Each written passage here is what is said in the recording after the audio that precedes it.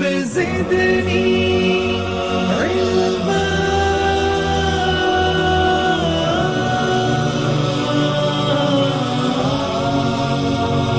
رب زدني علما. السلام علیکم ورحمۃ اللہ وبرکاتہ. الحمد للہ رب العالمین والصلاة والسلام علی رسولہ الکریم اما بعد. قال اللہ سبحانہ وتعالی فاعوذ باللہ من الشیطان الرجیم بسم اللہ الرحمن الرحیم یریدون لیطفئوا نور اللہ بافواہہم واللہ متم نورہ ولو کرہ الکافرون. بزرگان محترم، میرے نوجوان ساتھیوں اور پردہ نشین ماؤں اور بہنوں، جیسا کہ عنوان آپ تمام کے سامنے واضح ہے کہ ہندوستان میں، ہمارے اپنے ملک میں اسلاموفوبیا کا آغاز کیسے ہوا، یا پھر اسلاموفوبیا سے متعلق ہمارے درمیان جو غیر مسلم زندگی گزارتے ہیں ان کے کیا سوچنے ہیں، اور ہم کیسے اس سے پریونشن حاصل کر سکتے ہیں، کس طرح اس سے ہم اپنے آپ کو بچا سکتے ہیں. یا پھر غیر مسلمین کے درمیان جو اسلاموفوبیا پایا جاتا ہے، اسلام کے سلسلے میں جو غلط مفاہیم، مسکنسیپشنز پائے جاتے ہیں، اس سے کیسے بچایا جا سکتا ہے. سب سے پہلے میں آپ کے سامنے اسلاموفوبیا یہ جو ورڈ ہے، اس کے کیا معانی ہے، اس کے کیا مفاہیم ہے، اس کو ذکر کرنے کی کوشش کروں گا. اسلام تو واضح ہے، اسلام ہے. فوبیا کا معنی آتا ہے انگلش لینگویج میں کہ ایسا خوف جو غیر فطری ہو، یعنی ایسا ڈر، ایسا انسان کے دل میں خوف یا خشیت پیدا ہو کسی بھی بات کو سن کر، کسی کو دیکھ کر، جو انٹرنسک انسان کے دل میں نہ ہو. جیسے کہ آپ آگ کو دیکھتے ہیں تو آگ کو دیکھنے کے بعد ایک خوف دل میں پیدا ہوتا ہے، وہ انٹرنسک خوف ہے، یعنی وہ فطری خوف ہے، انسان کا ذاتی خوف ہے. انسان آگ کو دیکھ کر ڈرتا ہے، انسان کسی موذی جانور کو دیکھ کر ڈرتا ہے. لیکن کوئی ایک ایسا خوف جو کہ فطری طور پر نہیں ہے، انسان کو دیکھنے پر کسی کو ڈر ہوتا ہے؟ نہیں ہوتا. فطری طور پر کسی بھی انسان کو دیکھنے پر یا پھر کسی انسان کو عبادت انجام دیتے ہوئے اگر کوئی دیکھے تو اسے خوف نہیں ہوتا. لیکن فوبیا کا مطلب یہ ہوتا ہے کہ غیر فطری خوف جو انسان کے دل میں ڈالا جاتا ہے، انسان کے دل میں پیدا کیا جاتا ہے. تو اب اسلاموفوبیا کا مطلب یہ ہوا کہ اسلام سے متعلق لوگوں کے ذہنوں میں ایسی باتیں ڈالی جائیں جو کہ ان کے دلوں میں اسلام سے متعلق خوف پیدا کرنے والی بن جائیں. اگر بات سمجھ میں نہیں آئی تو مثال کے ذریعے ہم دیکھ لیں گے. جیسا کہ غیر مسلمین کے سامنے اگر اسلام کا تذکرہ ہو، مسلمان کا تذکرہ ہو، یا پھر قرآن مجید کا تذکرہ ہو، اللہ تعالیٰ کی ذات کا تذکرہ ہو، یا اللہ کے نبی کی ذات کا تذکرہ ہو، جب کبھی اللہ کے نبی کی ذات کا تذکرہ ہوتا ہے تو کوئی غیر مسلم یہ سمجھتا ہے کہ یہ ٹیررسٹ آرگنائزیشن کے رہنما گزرے ہیں. کسی مسلمان کا تذکرہ ہو یا پھر کوئی غیر مسلم کسی اپنے علاقے میں مسلمان کو دیکھ لے تو اس کے دل میں یہ خوف پیدا ہوتا ہے کہ یہ تو ایک دہشت گرد آدمی ہے. قرآن مجید کا تذکرہ ہو تو غیر مسلم یہ سمجھتے ہیں کہ دہشت گرد کتاب ہے. تو یہ جو اسلام، قرآن، اللہ کے نبی سے متعلق یا پھر اسلام سے متعلق رکھنے والی جتنی بھی چیزیں ہیں، ان تمام کا جب تذکرہ ہو تو غیر مسلمین کے دل میں اسلام کے تئیں جس قسم کا خوف پیدا ہوتا ہے کہ یہ تو ہمارے لیے خطرہ ہے، یہ ہمارے لیے خطرہ ہے، یہ ہم کو ہماری تمام چیزوں کو چھین سکتے ہیں یا پھر ہم کو ختم کر سکتے ہیں. اس چیز کا جو خطرہ اور خوف ان کے دل میں پیدا ہوتا ہے، اس کو اسلاموفوبیا کہا جاتا ہے. یہ اسلاموفوبیا کوئی نئی پیدا ہونے والی چیز نہیں ہے. یہ بات آپ یاد رکھیں کہ اسلاموفوبیا کوئی نئی پیدا ہونے والی چیز نہیں ہے. جتنی انسانیت کی تاریخ ہے اسی سے اسلاموفوبیا کی بھی تاریخ ہے. جب سے انسان اس دنیا میں ہے یا پھر اس سے پہلے انسان جنت میں تھے، آدم علیہ السلام سے لے کر اس چیز کا آغاز ہو گیا تھا. ہر نبی کے خلاف جو پروپیگنڈے اس وقت کے لوگ کیا کرتے تھے وہ اسلاموفوبیا ہی تھا. وہ انبیاء کرام علیہ السلام کے مشن سے لوگوں کو روکنے کے لیے، عام انسان جو انبیاء کرام کی دعوت کو قبول کرنے کے لیے جاتے تو ان کے دلوں میں بہت سارے خوف پیدا کیے جاتے تھے. وہ قومیں مٹ چکی اس لیے کہ اللہ رب العالمین کا قانون تھا اس وقت. لیکن اب چونکہ اللہ کے نبی کے بعد سے کسی بھی قوم پر عذاب کا سلسلہ اللہ تعالیٰ نے ختم کر دیا، منقطع کر دیا، اس لیے عذاب نازل نہیں ہوتا. تو ابھی بھی اللہ کے رسول صلی اللہ علیہ وسلم کے دور میں بھی آپ دیکھیں وہی اسلاموفوبیا کے وہی نتائج، وہی ان کی سازشیں چلتی آ رہی ہیں، اور آج کے دور میں بھی وہی چل رہی ہیں۔ ہمیشہ ان کا پیرایا بدل جاتا ہے، بات وہی رہتی ہے، اسلام سے روکنا ہے، بات ان کی یہی رہتی ہے، آئیڈیالوجی یہی رہتی ہے کہ اسلام سے لوگوں کو بچا کر رکھنا ہے، اسلام سے لوگوں کو دور رکھنا ہے۔ اب ان کے پیرائے بدلتے رہتے ہیں۔ اللہ کے نبی کے زمانے میں اللہ کے رسول صلی اللہ علیہ وسلم کے سلسلے میں پہلے تو لوگوں کو اللہ کے نبی سے دور کرنے کے لیے کہا جاتا کہ اللہ کے نبی دیوانے ہیں، کبھی کہا جاتا کہ اللہ کے رسول جادوگر ہیں، کبھی کہا جاتا کہ اللہ کے رسول صلی اللہ علیہ وسلم بادشاہت چاہتے ہیں، کبھی بتایا جاتا کہ اللہ کے رسول صلی اللہ علیہ وسلم تمام میں سب سے زیادہ امیر بننا چاہتے ہیں، یعنی کیپٹلزم اللہ کے نبی چاہتے ہیں، لوگوں پر اجارہ داری اللہ کے نبی چاہتے ہیں۔ تو پیرائے وقت کے اعتبار سے بدلتے گئے، لیکن جو مقصد تھا وہ یہ کہ دین اسلام سے لوگوں کو دور رکھا جائے، دین اسلام سے لوگوں کو متنفر کیا جائے، دور ان کو رکھا جائے، اسلام سے متعلق بہت سارے خیالات ان کو پیدا کیے جائیں۔ تو اللہ رب العالمین نے قرآن مجید میں جو بات نازل فرمائی وہ یہ کہا، یریدون لیطفئوا نور اللہ بافواہہم، وہ چاہتے ہیں کہ اپنی ہونٹوں سے، اپنی زبانوں سے دین اسلام کے نور کو پھونک کر ختم کر دیں، وہ یہ چاہتے ہیں کہ دین اسلام کے نور کو اس دنیا سے مٹا دے، ختم کر دیں۔ واللہ متم نورہ، اور اللہ رب العالمین کا یہ ارادہ ہے، اس کا یہ قانون ہے، اور اللہ رب العالمین یہ چاہتا ہے کہ اپنے نور کو مکمل کرے، ولو کرہ الکافرون، باوجود اس کے کہ کافر اس بات کو ناپسند کریں۔ کافر نہیں چاہیں کہ دین اسلام اس دنیا میں باقی رہے، اور کوئی کافر نہیں چاہتا کہ دین اسلام اس دنیا میں باقی رہے۔ اللہ کے نبی کی زندگی ایسی ہے کہ کوئی کافر نہیں چاہتا کہ اگر مسلمان اس دنیا میں رہیں تو ہم کو اپنی آزادی چھوڑنی پڑے گی۔ تو اسلاموفوبیا کا مطلب واضح ہو گیا۔ اسلاموفوبیا کی تاریخ وہی تاریخ ہے جو انسانیت کی تاریخ ہے، ہر نبی کو اسلاموفوبیا کا سامنا کرنا پڑا، یہ کوئی نئی پیدا ہونے والی چیز نہیں ہے۔ اور اس میں یہ جو بات میں آپ کے سامنے بتا رہا ہوں کہ یہ نئی پیدا ہونے والی چیز نہیں ہے، یہ اس لیے ہے کہ ہم میں سے بہت سارے لوگ پائے جاتے ہیں جو اسلاموفوبیا سے ڈیل کرنے کے لیے نئے نئے طریقے انہوں نے ایجاد کر لیے ہیں، نئے نئے طریقے انہوں نے ایجاد کر لیے، جیسا کہ صوفیزم کی بات ہے۔ صوفیزم یہ چاہتے ہیں، جو صوفی ہیں وہ یہ چاہتے ہیں کہ مسلمان سے چونکہ ان کو یہ بیر رہتا ہے کہ اسلام ایک پریکٹیکل مذہب ہے، اسلام ایک ریلیجن، ایسا ریلیجن ہے جو مسلمان کو ہر طرح سے اپنے گھر میں ہو، اپنے بازار میں ہو، انسان کہیں بھی زندگی گزارے، ایک مسلمان کو اسلام کی پابندی ضروری ہے، اس لیے سب لوگ اسلام کی مخالفت کرتے ہیں۔ اس لیے صوفیزم میں اسلام کا تعلق، وہ اسلام کا مطلب یہ سمجھتے ہیں کہ وہ تو صرف انسان اور بندے کا تعلق ہے، اور وہ بھی زبان سے بھی ادا نہ کرے، بس بیٹھا رہے اور دل میں اللہ اللہ کہتا رہے تو معاملہ ختم ہو جائے گا۔ تو یہ کوئی معاملہ نئی پیدا ہونے والی چیز نہیں، اور نئی پیدا ہونے والی چیز اس لیے بھی نہیں ہے، اگر وہ نئی پیدا ہونے والی چیز نہیں ہے تو اس کا جواب بھی کوئی نیا تلاش نہیں کرنا چاہیے، وہی جواب ہم کو تلاش کرنا چاہیے جو انبیاء کرام علیہ الصلوۃ والسلام کی زندگی میں تھا، اور اللہ کے رسول صلی اللہ علیہ وسلم نے اپنی زندگی میں اس بات کا سبق ہم تمام کے سامنے دیا ہے۔ تو بات واضح ہو گئی۔ اب اس کے بعد آگے بڑھتے ہیں کہ what are the causes of Islamophobia. Islamophobia جو ریس پر ہے، لوگوں کے درمیان اسلاموفوبیا بہت زیادہ پایا جاتا ہے یا پھر ہیش ٹیگ ٹرینڈ کرتا ہے، تو اس کے مقاصد کیا ہیں؟ کیوں اس طرح ساری دنیا میں اسلام کے خلاف لوگوں کے سلسلے میں ایک قسم کا خوف پایا جاتا ہے، یا پھر اسلام کی جب بات کی جائے تو لوگ یہ کہتے ہیں کہ اسلام سے دور رہنا ہے، اسلام پر عمل کریں گے تو معاملہ بگڑ جائے گا؟ یہ کیوں ہوتا ہے؟ یہ کیوں ہو رہا ہے؟ ریس جو اسلاموفوبیا کا ہو رہا ہے دن بہ دن بڑھتا جا رہا ہے، اور ہمارے اپنے ملک میں ہم دیکھ رہے ہیں کہ 2010 کے بعد سے آپ لے لیں، ایک 10 سال کا عرصہ گزرا، لیکن اس عرصے میں آپ دیکھیں اسلام کے تئیں غیر مسلمین کے دلوں میں کتنے زیادہ شبہات پیدا کیے گئے۔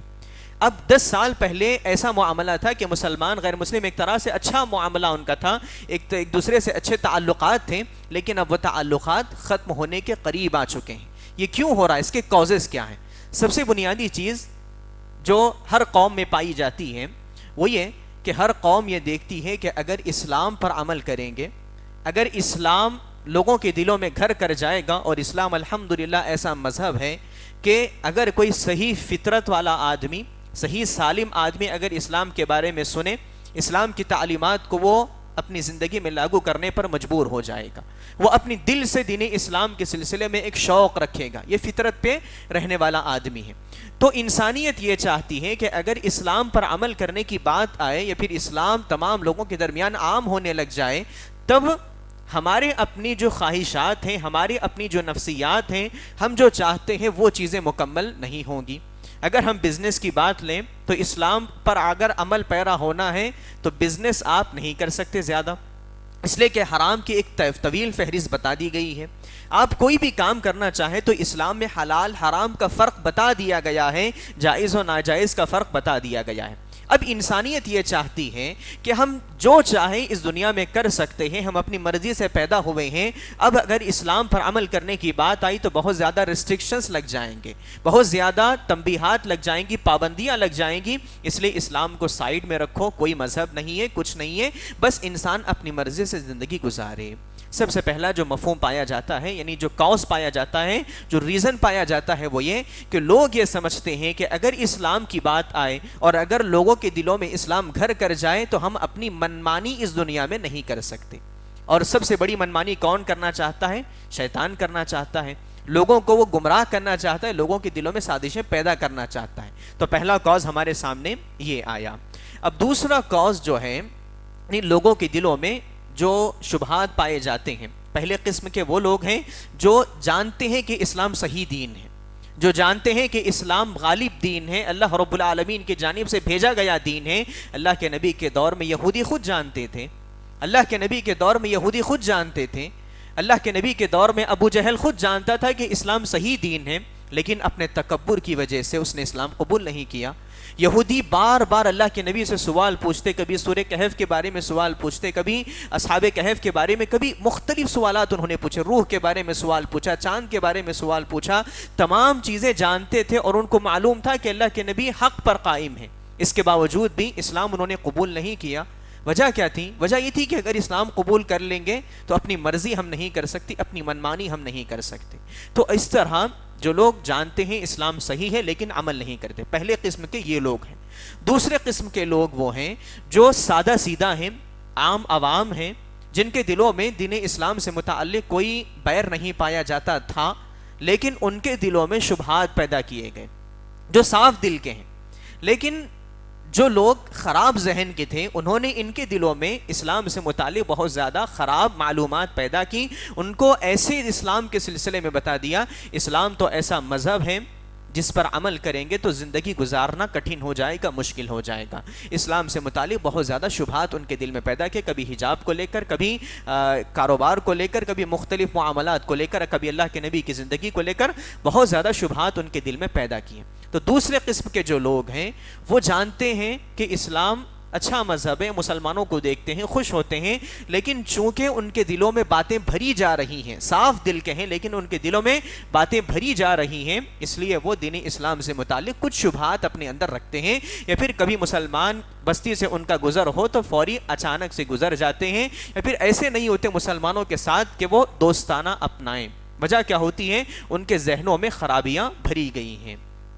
اب تیسرے قسم کے وہ لوگ ہیں جو اپنے پولیٹیکل ایشوز کو بڑھاوا دینے کے لیے، اپنے اسٹیٹ کو بہتر بنانے کے لیے، یا پھر اپنی پوزیشن کو پولیٹیکل طور پر بہتر بنانے کے لیے اسلام کے خلاف کام کرنے کا سہارا لیتے ہیں، اسلام کے خلاف کام کرنے کا سہارا لیتے ہیں۔ جب ان کو کوئی ٹاپک نہیں ملتا تو اسلام کے خلاف بہت زیادہ شبہات پیدا کرنے لگ جاتے ہیں، پھر اسلام کے خلاف کسی اور قوم کو لا کر کھڑا کر دیتے ہیں، کبھی امریکنز کو لا کر کھڑا کر دیتے ہیں، کبھی انڈینز کو لا کر کھڑا کر دیتے ہیں۔ یہاں پر اپنے ہندوستان میں کئی ایشوز ہیں جو کافی اہم ہیں، کافی اہم ایشوز ہیں۔ اب دیکھیے، حال ہی میں فیبروری کے منتھ میں بجٹ آیا تھا 2022 کا، اتنا بڑا اہم معاملہ تھا، اس کو پیچھے کرنے کے لیے، ان بڑے بڑے ایشوز کو پیچھے کرنے کے لیے ان چھوٹے موٹے ایشوز کو اٹھا دیا جاتا ہے، جیسا کہ حجاب کے ایشو کو اٹھا دیا گیا، حالانکہ کوئی معاملہ ہی نہیں ہے۔ اس کے باوجود بھی چونکہ لوگ ذہن سازی ان کی ہو چکی ہے، اسلام کی جب بات آتی ہے تو ان کے ذہن میں یہ بات آتی ہے کہ یہ دہشت گرد آدمی ہے، جو داڑھی رکھنے والا ہے، جو ٹوپی پہننے والا ہے، ایسا ہی ہو سکتا ہے۔ چونکہ ان کے ذہن میں یہ بات ہے، اس لیے ان بڑے بڑے ایشوز کو، مہنگائی اتنی بڑھتی جا رہی ہے، لوگوں کو سہولتیں فراہم نہیں ہو رہی، اتنے بڑے بڑے ایشوز ہیں لوگوں کی اپنی زندگی سے متعلق، وہ ان ایشوز سے لوگوں کو ڈائیورٹ کرنے کے لیے کچھ پولیٹیکل لوگ ایسے ہوتے ہیں جو اس ایشوز پر لا کر بات کو کھڑی کر دیتے ہیں۔ تو اسلاموفوبیا جو پھیل رہا ہے اس میں سے تیسرا اور اہم سبب یہ بھی ہے۔ تو ہم نے دیکھا کہ اسلاموفوبیا کیا ہے، اسلاموفوبیا کیسے پھیل رہا ہے، یہ تین بڑے کازز ہیں۔ اب اسلاموفوبیا سے ہم ہندوستان میں کیسے ڈیل کر سکتے ہیں، کس طرح ہم ہندوستان میں اپنے آپ کو یا پھر اپنے درمیان جو غیر مسلم رہتے ہیں ان کو کیسے بتا سکتے ہیں کہ اسلام کوئی دہشت گرد مذہب نہیں ہے، اسلام کوئی ٹیررسٹ ریلیجن نہیں ہے، بلکہ اسلام امن و سلامتی کا اور پیسفل مذہب ہے، یہ ہم کیسے بتا سکتے ہیں۔ سب سے پہلی بات ہمیں وہی کام کرنے چاہیے، اور دیکھیں میں اپنے ڈیلز کو بتانے سے پہلے یہ بات بھی آپ کے سامنے واضح کرنا چاہتا ہوں کہ اسلاموفوبیا کوئی نیا مرض نہیں ہے، اس لیے اسلاموفوبیا کے لیے نئے علاج کی بھی ضرورت نہیں ہے۔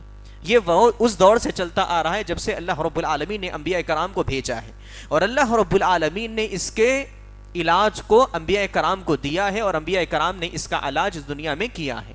تو ہم کو کوئی نیا علاج تلاش کرنے کی ضرورت نہیں، بلکہ اللہ کے رسول صلی اللہ علیہ وسلم کی زندگی کو قدوہ اور اسوہ بناتے ہوئے ہم وہی کام کرنے کی کوشش کریں گے جو اللہ کے نبی نے اپنی زندگی میں امپلیمنٹ کیا، اور اللہ کے نبی علیہ الصلوۃ والسلام کامیاب رہے۔ تو سب سے پہلی جو وجہ ہے جو اسلاموفوبیا کو بچانے میں ہم کامیاب ہو سکتے ہیں وہ یہ کہ اللہ کے رسول صلی اللہ علیہ وسلم پر جس طرح کے اسلاموفوبیا کے معاملات مکہ میں پیش آ رہے تھے، تقریباً اللہ کے نبی نے 13 سال مکہ میں زندگی گزاری۔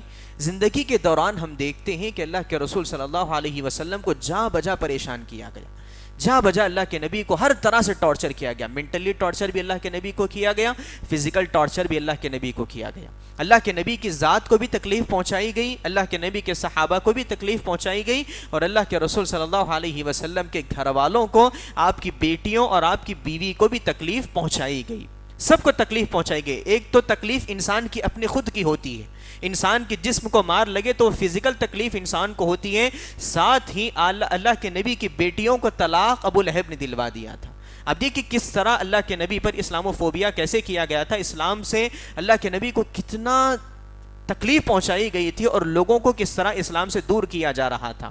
لوگوں کو یہ کہا جاتا تھا کہ مسلمان ہوگے تو غریب ہو جاؤ گے، مسلمان ہوگے تو مارا پیٹا تم کو جائے گا، اور صحابہ کرام کو ویسے ہی مارا پیٹا جاتا تھا۔ تو اللہ کے رسول صلی اللہ علیہ وسلم کی 2 بیٹیاں ابو لہب کے گھر بیاہی ہوئی تھیں۔ ابو لہب کے 2 بیٹوں سے اللہ کے نبی کی 2 بیٹیوں کی نکاح ہو چکے تھے، لیکن ابو لہب نے جب دیکھا کہ اللہ کے نبی اپنی دعوت سے باز نہیں آ رہے تو لوگوں کو دور کرنے کے لیے، اللہ کے نبی کے گھر میں ایک کلنک لگانے کے لیے، اللہ کے نبی کے گھر میں ایک داغ لگانے کے لیے کہ اللہ کے نبی کے گھر کی بیٹیاں طلاق شدہ ہیں، اس نے اپنے 2 بیٹوں سے ان کا طلاق تک کروا دیا تھا۔ تو اس طرح اللہ کے نبی کو اس وقت جب ٹارچر کیا جا رہا تھا، نہ صرف اللہ کے نبی کو بلکہ جو شخص دین اسلام پر قبول کرتا، دین اسلام کو مانتا، اس کو تکلیف پہنچائی جاتی تھی۔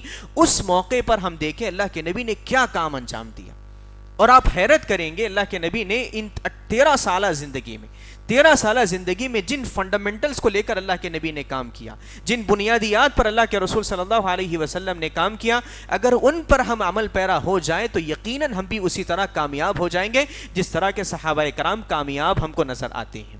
اللہ کے رسول صلی اللہ علیہ وسلم نے جو بنیادی کام مکے میں کیا تھا، اللہ کے نبی نے جو بنیادی کام کیا تھا، وہ صحابہ کرام کی تعلیم کا انتظام اللہ کے رسول نے کیا۔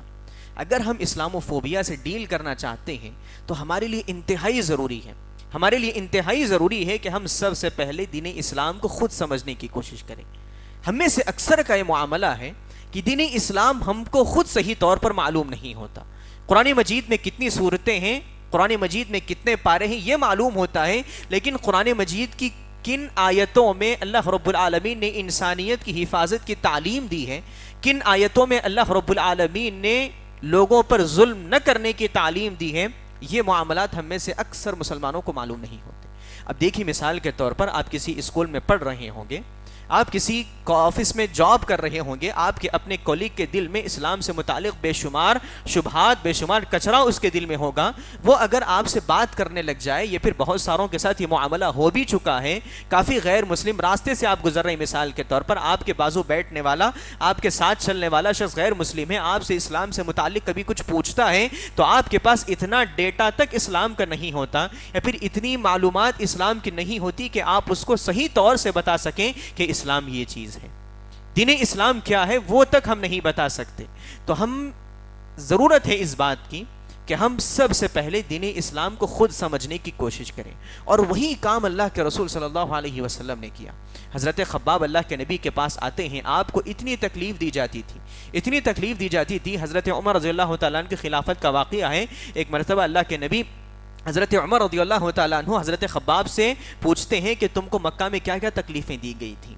تو وہ بولتے کچھ نہیں، بس پیچھے پلٹتے ہیں اور اپنی چادر کو ہٹا دیتے ہیں. جب وہ ان کی پیٹھ دیکھتے ہیں تو حضرت عمر رونا شروع کر دیتے ہیں. حضرت عمر کی آنکھوں سے آنسو جاری ہو جاتے ہیں، اور اس کے بعد وہ کہتے ہیں کہ مجھے اتنے انگاروں پر لٹایا جاتا تھا کہ میرے جسم کی چربی پگھل پگھل کر وہ انگاریں بجھ جاتی تھی، کوئلہ بن جاتا تھا. اتنی تکلیف لے کر اللہ کے نبی کے پاس آتے ہیں، اللہ کے نبی کے پاس آتے ہیں. اللہ کے نبی کعبے کو ٹیکا لگا کر بیٹھے ہوئے تھے. انہوں نے کہا اللہ کے رسول آپ دعا کریں اللہ رب العالمین کی مدد کب آئے گی.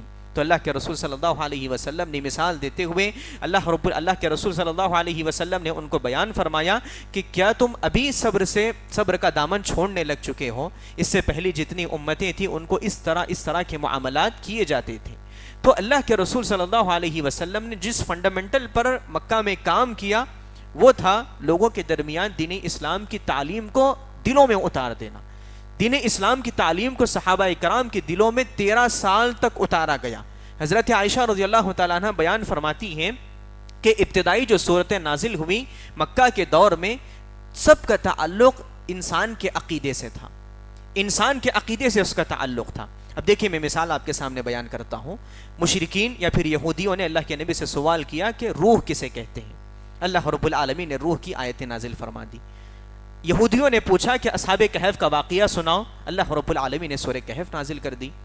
اس طرح اللہ رب العالمین جن لوگوں کے دلوں میں اسلام سے متعلق شبہات پیدا ہوتے تھے، اللہ رب العالمین نے مسلمانوں کو ایمان پر ثابت قدم رکھنے کے لیے، دین اسلام کو ان کے دلوں میں گھر کروانے کے لیے اللہ رب العالمین نے قرآن مجید کے ایسی صورتوں کو نازل فرمایا، یا پھر عقیدے کی ایسی آیتوں کو اللہ رب العالمین نے نازل فرمایا. صحابہ کرام کو تکلیف دی جاتی، حضرت بلال کو تکلیف دی جاتی، ان کو دھوپ میں لٹا دیا جاتا، بے شمار تکلیفیں ان کو دی جاتی. اس کے باوجود بھی وقت نکالتے اللہ کے نبی کے مجلس میں بیٹھتے اور آ کر اللہ کے رسول صلی اللہ علیہ وسلم کے پاس تعلیم حاصل کیا کرتے تھے. تو سب سے پہلی بات اس چیز کا امپلیمنٹ ہمارے اپنے اس ماحول میں ہونا چاہیے. خصوصاً جو نونہال ہمارے ہیں، جو ٹین ایجرز ہمارے پاس ہیں، ان کے دلوں میں دین اسلام کی تعلیم کو ایسے آپ بٹھائیں، ان کو ایسے بتائیں آپ کہ دین اسلام کیا ہے، دین اسلام کا مقصد کیا ہے، ہم اس دنیا میں دین اسلام پر عمل کرتے ہیں تو ہمارا مقصد کیا ہوتا ہے. یہ ساری چیزیں ان کو معلوم ہونی چاہیے. اب دیکھیے مثال کے طور پر 26 آیتوں کو نکالنے کی بات ہوئی تھی قرآن مجید سے، بہت زیادہ ایشو کو اس کو اٹھایا گیا تھا. آپ میں سے کون جانتا ہے کہ وہ 26 آیتیں کون سی تھیں؟ کتنے لوگ جانتے ہیں کہ ان کون سی 26 آیتیں تھیں جن کے بارے میں اس نے شکایت کی تھی کہ اس کو قرآن مجید سے نکال دینا چاہیے؟ آپ کو معلوم ہے کہ کتنی آیتیں تھیں، کون سی تھیں، ان کا ترجمہ کیا ہے؟ کوئی اگر غیر مسلم آپ سے سوال پوچھے کہ تمہارے قرآن مجید میں یہ تعلیمات ہیں، تو آپ کم از کم ان 26 آیتوں کو اس کے سامنے پڑھ کر سنانے والے تو بن جائیں. اتنی تعلیم تو ہمارے پاس آنی چاہیے. ورنہ جب وہ آپ سے سوال کرے گا، آرگیومنٹ کرے گا، آپ سے اشکال پیش کرے گا اور آپ ہکے بھکے رہ جائیں گے، اس وقت کسی عالم کو فون لگائیں کہ شیخ ایسا معاملہ ہوا، تو کوئی فائدہ نہیں ہونے والا. تو دین اسلام سے متعلق معلومات کا ماننا ہمارے لیے انتہائی ضروری ہے. اور آپ دیکھیں وقت کے اعتبار سے اللہ کے نبی پر بے شمار شبہات پیدا کیے جاتے ہیں. اللہ کے رسول صلی اللہ علیہ وسلم کی زندگی سے متعلق، اللہ کے نبی کی شادیوں کو لے کر اللہ کے نبی ایز اے رولر کے طور پر بہت سارے سوالات پیدا کیے جاتے ہیں. حال ہی میں فلم بھی بنائی گئی تھی. لیکن ہم میں سے کتنے مسلمان ایسے ہیں جن کو ابھی تک اس غفلت سے اٹھنے کا موقع نہیں ملا جس میں وہ سوئے پڑے ہوئے ہیں کہ اللہ کے نبی کی زندگی کو معلوم کریں؟ ہم میں سے کتنے لوگ ہیں جنہوں نے سنجیدہ ہو کر اللہ کے رسول کی زندگی کو معلوم کرنے کی کوشش کی؟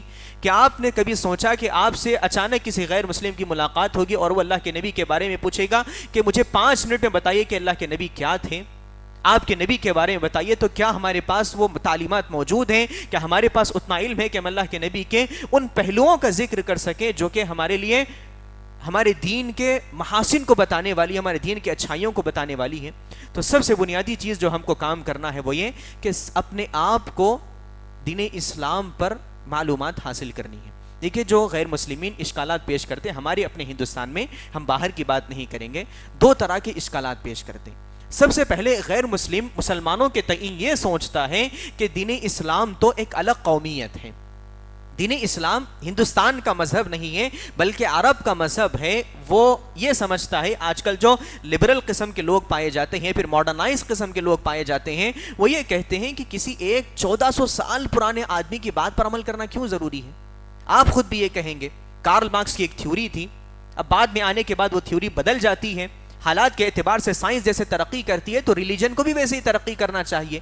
ایک عام آدمی کے ذہن میں بات تو یہی آئے گی، ایک جو ماڈرنائز آدمی ہے اس کے ذہن میں بات یہی آئے گی، تو آپ اس کو کم از کم یہ بتا سکیں کہ اسلام کوئی جدت پسند دین نہیں ہے، اسلام کوئی وقت کے اعتبار سے بدلنے والی تھیوری نہیں ہے، بلکہ اسلام وہ ہے جس کو اللہ رب العالمین نے 7 آسمانوں سے نازل کیا ہے۔ آج تک بھی غیر مسلم یہ سمجھتے ہیں کہ دین اسلام اللہ کے نبی کی آئیڈیالوجی تھی، دین اسلام اللہ کے رسول صلی اللہ علیہ وسلم کے اپنے خیالات تھے جن کو اللہ کے نبی نے امپلیمنٹ اس دنیا میں کیا تھا۔ کیا کبھی آپ نے کوشش کی کہ ان کے ان خیالات کو دور کرنے کی کوشش کریں؟ تو سب سے بنیادی بات ہم کو دین اسلام کو معلوم کرنا ہے۔ دین اسلام کو معلوم کرنے کے بعد جو دوسرا اور اہم کام ہم کو کرنا ہے وہ یہ کہ اپنے لیول پر ہمارے اپنے محلے میں جو غیر مسلم رہتے ہیں، یا پھر جس اسکول میں ہم پڑھتے ہیں وہاں پر اگر غیر مسلم رہتے ہو، جس یونیورسٹی میں ہم تعلیم حاصل کرتے ہیں وہاں پر غیر مسلم ہو، تو کم از کم ہماری یہ ذمہ داری بنتی ہے، ہمارا یہ فریضہ بنتا ہے کہ ان کے دلوں میں اسلام سے متعلق جو شبہات پائے جاتے ہیں اس کو ہم دور کرنے کی کوشش کریں۔ آج تک بھی مثال میں آپ کے سامنے دوں، غیر مسلم جو ہماری اذان کہی جاتی ہے، آپ دیکھیں اذان کتنی کامن چیز ہے اسلام میں، 5 مرتبہ کہی جاتی ہے اور غیر مسلم اذان ہی سنتا ہے۔ مسجد میں آ کر ہم نماز کیسے ادا کرتے ہیں کوئی غیر مسلم نہیں دیکھتا، ہم زکوٰۃ کیسے ادا کرتے ہیں کوئی غیر مسلم نہیں دیکھتا۔ جو سب سے کامن چیز دین اسلام کی ہے، غیر مسلم جس کو بار بار سنتا ہے، وہ ہماری اذان ہے۔ اور اذان سے متعلق کافی غیر مسلمین کے دلوں میں یہ شبہ ہوتا ہے، وہ یہ سمجھتے ہیں جب اللہ اکبر کی صدا دی جاتی ہے تو وہ یہ سمجھتے ہیں کہ اکبر کو یاد کیا جاتا ہے۔ کون سا اکبر؟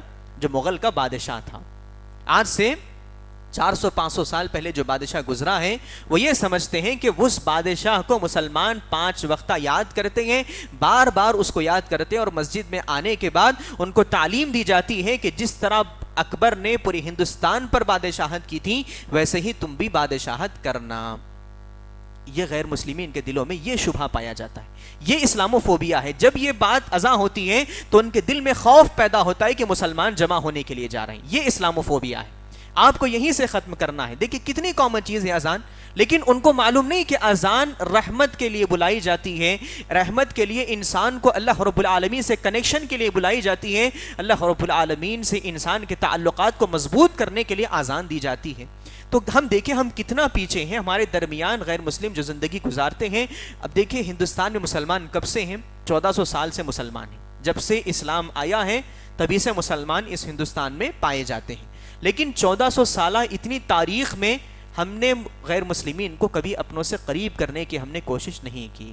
تو بنیادی بات یہ ہے کہ دین اسلام کا جاننا ہمارے لیے ضروری ہے، اور اپنے لیول پر جن غیر مسلمین سے ہمارے تعلقات ہیں، پڑھائی کے تعلقات ہوں، بزنس کے تعلقات ہوں، ایز اے کسٹمر وہ آپ کے پاس آتا ہو، یا پھر ایز اے بزنس مین آپ کے پاس آتا ہو، یا پھر ایز اے انسٹرکٹر آپ کے پاس آتا ہو، یا پھر ایز اے اسٹوڈنٹ آپ کے پاس آتا ہو، آپ کے لیے انتہائی ضروری ہے کہ آپ اس کے دل میں اسلام سے متعلق اچھی تعلیمات پیش کرنے کی کوشش کریں۔ تو جو سب سے پہلا شبہ پایا جاتا ہے غیر مسلمین کے دلوں میں وہ یہ کہ اسلام کو ایک الگ قوم سمجھتے ہیں، حالانکہ ایک مسلمان کو کیا تعلیم دی گئی؟ اللہ رب العالمین نے بتایا یا ایھا الناس اعبدوا ربکم الذی خلقکم والذین من قبلکم لعلکم تتقون، اے انسانوں تم میری عبادت کرو. یہ قومیت کی جو بات ہے کہ ایک مسلمان الگ قوم ہے، ہندو الگ قوم ہے، اس قومیت کے دھارے کو ختم کرنا ہماری ذمہ داری بنتی ہے. وہ یہ سمجھتے ہیں کہ یہ دین ہمارا ہے، یہ دین تمہارا ہے، حالانکہ دین کا معاملہ تو یہ نہیں ہے. دین اسلام سب کا دین ہے. اللہ رب العالمین ہے، اللہ کے نبی رحمت للعالمین ہے. قرآن مجید ھدی للناس ہے، لوگوں کے لیے ہدایت کا راستہ ہے. وہ صرف مسلمانوں کے نہیں بلکہ تمام لوگوں کے لیے ہدایت کا راستہ ہے. اللہ کے رسول صلی اللہ علیہ وسلم صرف عرب کے لیے نہیں بلکہ آنے والی تمام انسانیت کے لیے رہنما بنا کر بھیجے گئے ہیں. اللہ رب العالمین نے وما ارسلناک الا رحمتا للعالمین، اے اللہ کے نبی ہم نے آپ کو تمام جہانوں کے لیے، ایسا نہیں کہ ایک وقت کے لیے، ایک قوم کے لیے، ایک جگہ کے لیے، بلکہ جتنی جگہیں ہیں دنیا بھر کے لیے، ہر وقت کے لیے، قیامت تک آنے والی تمام قوموں کے لیے ہم نے آپ کو نبی بنا کر بھیجا ہے. یہ تعلیم ہم غیر مسلمین کو دیں. تو جو سب سے پہلا شبہ ان کا ہے، اسلام کو یہ سمجھتے ہیں کہ الگ قوم ہے، مسلمان ایک الگ قوم ہے. آپ ان کو بتائیں کہ ہم الگ قوم نہیں ہیں، ہم اسی مٹی کے لوگ ہیں، ہم یہیں پر جینے والے لوگ ہیں، ہم وہی زبان بولتے ہیں جو آپ بولتے ہیں، ہم وہی کھاتے ہیں جو آپ کھاتے ہیں، ہمارا رہن سہن طور طریقہ رہنے سہنے کا ڈھنگ وہی ہے جو آپ کا ہے. بس ہم نے حق کو پہچانا ہے، آپ بھی حق کو پہچان لیں. یہ معاملہ ہمارے دل میں پیدا ہو، اسلام کو جان کر اسلام کو لوگوں کے درمیان اپریشیٹ کرنے کی اور لوگوں کے درمیان پھیلانے کی ہم کوشش کریں. دوسرا شبہ جو غیر مسلمین کے دلوں میں پایا جاتا ہے، جس کی وجہ سے اسلام سے وہ دور بھاگتے ہیں، جیسا میں نے آپ کے سامنے کہا، وہ یہ سمجھتے ہیں کہ اسلام ہندوؤں کو یا پھر غیر مسلمین کو غلام بنانے والا مذہب ہے. اسلام لوگوں کو غلام بنانے والا مذہب ہے. ان کے دلوں میں یہی بات پائی جاتی ہے. اکثر غیر مسلمین سے آپ نے سنا ہوگا، وہ یہ کہتے ہیں کہ مسلمانوں نے 800 سال اس دنیا پر حکومت کی، اس ہندوستان پر انہوں نے حکومت کی. تو یہ بات آپ نکالیں، ان کے ذہنوں سے یہ بات نکالنے کی کوشش کریں کہ اللہ رب العالمین نے اس دنیا پر حکومت کرنے کے لیے اسلام کو نہیں بھیجا. ایک بندہ زندگی گزارتے ہوئے اپنے رب کو پہچان لے. آپ اس کو بتائیں کہ آپ انتقال کے بعد آپ کے ساتھ کیا معاملات ہونے والے ہیں، جنت جہنم کے معاملات ہیں. ان چیزوں کو ان کے درمیان ڈیفائن کرنے کی کوشش کریں، بتانے کی کوشش کریں. ان کے ذہنوں سے یہ بات نکالیں کہ دین اسلام کوئی بادشاہت چاہنے والا مذہب ہے یا پھر مسلمان اس دنیا میں بادشاہت کرنا چاہتے ہیں. اب دیکھیں دین اسلام کی تعلیم کتنی بہترین ہے کہ ربعی بن عامر رضی اللہ تعالیٰ عنہ جب ایک بادشاہ کے پاس گئے ہوئے تھے، اس نے دین اسلام سے متعلق پوچھا کہ دین اسلام کون سا مذہب ہے، تو انہوں نے کہا کہ جئنا لنخرج العباد من عبادت العباد الى عبادت اللہ. ہم یہاں پر آئے ہیں، تم تک ہم پہنچے ہیں، تو اس کا مقصد یہ ہے کہ لوگوں کو لوگوں کی غلامی سے نکال کر اللہ رب العالمین کی غلامی میں ہم لائیں. یعنی دین اسلام کسی کو غلام بنانے والا مذہب نہیں ہے. دین اسلام لوگوں کو حریت دیتا ہے، آزادی دیتا ہے. اللہ کے نبی نے یہاں تک بیان فرمایا، آپ دیکھیں تو اللہ حضرت ربعی بن عامر جو بات بیان فرماتے ہیں، جئنا لنخرج العباد من عبادت العباد الى عبادت اللہ. ہم آئے ہیں یہاں پر اس لیے کہ لوگوں کو لوگوں کی غلامی سے نکال کر اللہ رب العالمین کی عبادت میں لے کر آئیں، تمام انسانوں کو برابر ہم کر دیں. اس کے بعد انہوں نے کہا ومن جور الادیان الى عدل الاسلام. لوگوں کے جو مختلف قسم کے ظلم پائے جاتے ہیں اس سے نکال کر دین اسلام کے عدل و انصاف تک ہم لینے کے لیے آئے ہیں. لوگوں کو ان کے حقوق دلانے کے لیے آئے ہیں، لوگوں کو ان کی آزادی دلانے کے لیے آئے ہیں. اب دیکھیں ڈیموکریسی جو بات کہی جاتی ہے وہ اللہ کے رسول صلی اللہ علیہ وسلم نے 1400 سال پہلے کہہ دی تھی. ڈیموکریسی کو کیسے ڈیفائن کیا جاتا ہے؟ For the people of the people. جو بات بیان کی جاتی ہے کہ by the people for the people of the people, تو اللہ کے رسول صلی اللہ علیہ وسلم نے اسی بات کو حجۃ الوداع کے خطبے میں اللہ کے نبی نے کہا تھا. اللہ کے رسول صلی اللہ علیہ وسلم بیان فرماتے ہیں الا لفضل الا لا فضل لعربی علی اعجمی ولا لعجمی علی عربی. اللہ کے نبی نے بات فرمائی کہ آج کے دن نہ کسی عربی کو عجمی پر فوقیت حاصل ہے اور نہ ہی کوئی عجمی کسی عربی پر کوئی فوقیت رکھتا ہے. ولا لأحمر علی اسود ولا لأسود علی احمر الا بالتقوی. اللہ کے نبی نے بات بیان فرمائی کہ نہ کسی گورے کو کوئی کالے پر فوقیت ہے، نہ گورا کوئی کسی وجہ سے اپنے آپ میں کوئی فوقیت کسی کالے پر رکھتا ہے. صرف تقوی ہے جو انسان کے اپنے معیار کو بڑھانے والا اور اللہ رب العالمین کے دربار میں اونچے درجات دلانے والا ہے. یہی تو ایکوالٹی ہے، یہی تو ایکوالٹی ہے جو اللہ کے رسول صلی اللہ علیہ وسلم نے انسانوں کو 1400 سال پہلے بتلائی ہے. اسی کو انٹروڈیوس کروانا یہ ہماری ذمہ داری بنتی ہے.